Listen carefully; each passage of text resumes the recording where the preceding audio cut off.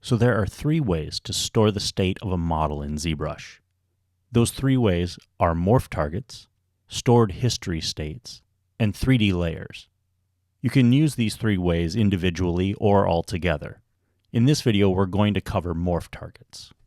Let's start off simply by dragging a cylinder 3D out onto our canvas, hitting T to go into edit mode, and then clicking on Make Polymesh 3D. So let's turn on our polyframes. The way morph targets work is that they store the actual vert positions of all of the verts on our model. You can store a morph target by going to the Tool menu, down to the Morph Target palette here. Here you see a button that says Store MT. If I click on this button, ZBrush will store the actual vert positions of my current subtool. So let's do a simple demonstration by clicking on the Deformations palette and running a Spherize, maybe a Polish, and then we'll hit W to go into our gizmo and we'll scale this up a little bit. Now that we've made those changes, let's go back to the Morph Target palette here. The first button next to Store MT is Switch. What Switch will do is take the current state of your model and make it the new morph target. It will then give you your original morph target as your new current state. So if I click on Switch, it's taking my original morph target and making that my new current mesh while storing that previous current state as my new morph target. When I hit Switch again, it's once again reversing which is the stored morph target and which is the current state. Delete MT is simply going to delete your morph target. Create diff mesh or create difference mesh is something we're going to cover in a little bit. Of the sliders below the buttons, you're probably only really going to use this top one. If I take this morph slider and I slide it over to the right or to the positive side, it's going to take those verts and bring them back to the stored morph target state. If I bring this all the way up to 100, now we're back to our original stored morph target positions for each of our verts. Let me undo that. If I take the morph slider and I slide it to the left or to the negative, it will take the difference between my stored morph target and the current state of my mesh and exaggerate it even more. Let me undo that back. You probably won't have much use for any of these other sliders down here. Morph width is supposed to morph just the width of your mesh and leave the height of it alone. Morph height is supposed to do the opposite, but I always get a result where it's very noisy and distorted. Morph distance is mainly used for Z-sphere meshes, and project morph is a different morph function that uses projection to give you the shape of your stored morph target while keeping some of the vert relationships of your current mesh intact. Before we go any further, I'd like to point out some limitations with morph targets. So here I've got this little character head, and if I turn on my frames, you can see that what I've got here is a Dynamesh. Now, one limitation with morph targets is that it doesn't work if you change the topology of your mesh in any way. So if I come over to morph target and I store a morph target, and then we'll take the Damien standard brush, and I'll just come in here and sculpt a little bit of some folds into this form. As long as I don't change my topology, as long as I don't re-Dynamesh, I can use the morph slider just fine. If I come over here and I re-Dynamesh, you'll notice that the controls for morph target get grayed out. All I have the option to do is to delete what is now an invalid morph target. So another thing I can't utilize then is Sculptress Pro mode. If I turn on Sculptress Pro mode, because it automatically changes my topology as I make a stroke, if I store a morph target, because it's updating that topology as it's sculpting the form, it's going to delete that morph target.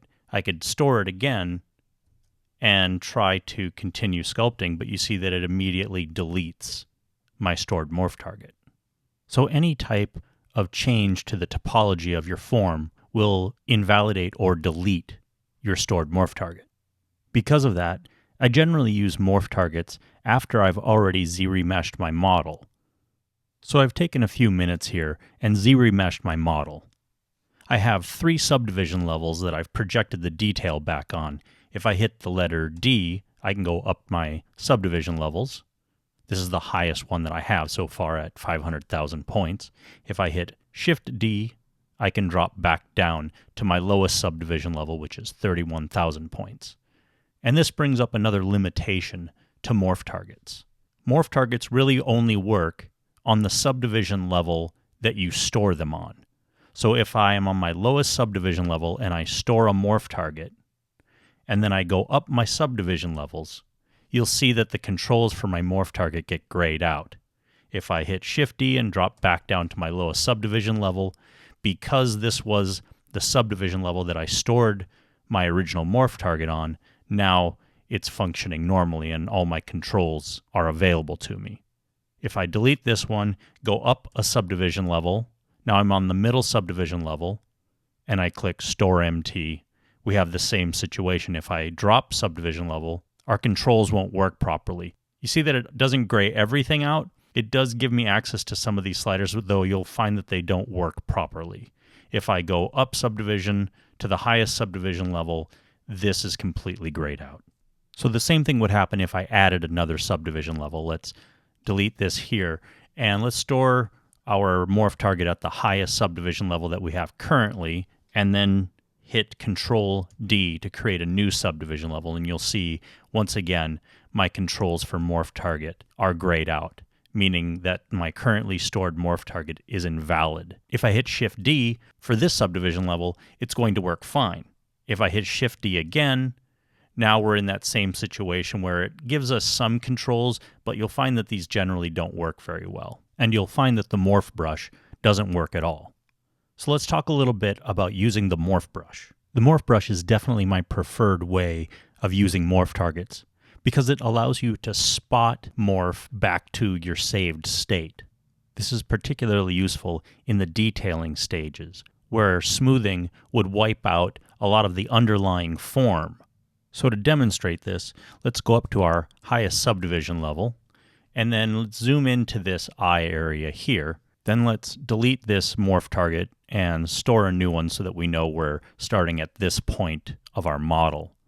I'll go ahead and make my brush size smaller and come in and start to sculpt some detail on this model. Let's go ahead and lower that Z intensity a little bit. And let's just come in and start to sculpt up some form.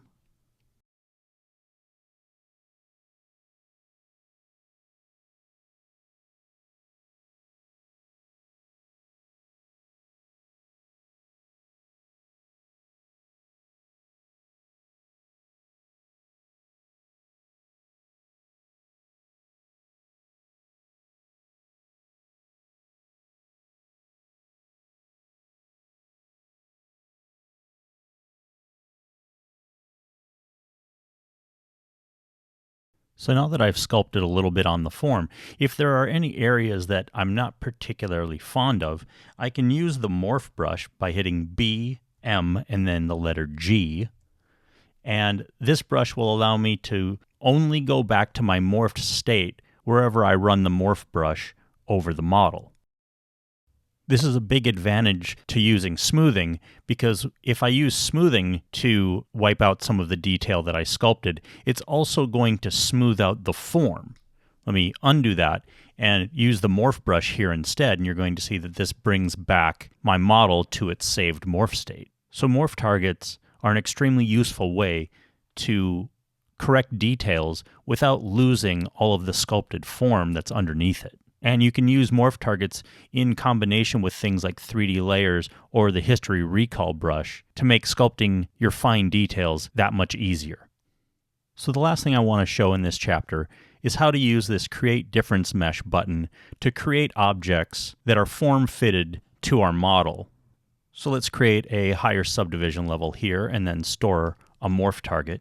And then let's give our model a little goatee and mustache. I'll speed up the recording here so you don't have to watch this in real time. All I'm using is the clay buildup brush and the Damien standard brush. As I'm sculpting these parts, I'm going to use the Morph brush occasionally to clean up the very edges of the mustache and goatee. That's going to help create a much better difference mesh once we get to that step.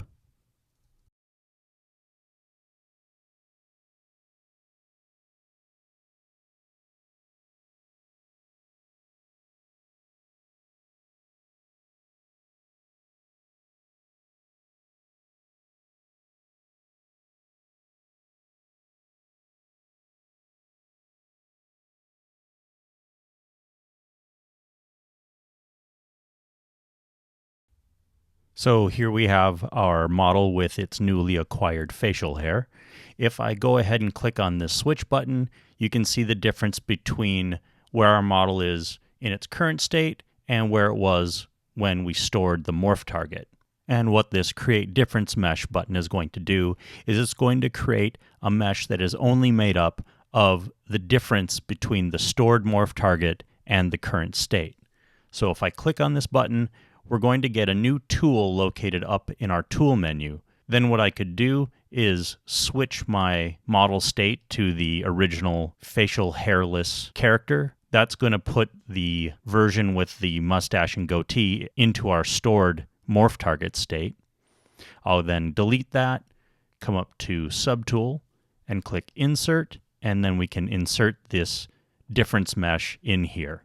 Now I've got my mustache and goatee on a separate subtool. I can then clean this up independently of the rest of the head. So if I isolate just the subtool with the mustache and goatee on it, you can see that the back side of this mesh is actually made up of the original positions of our stored morph target.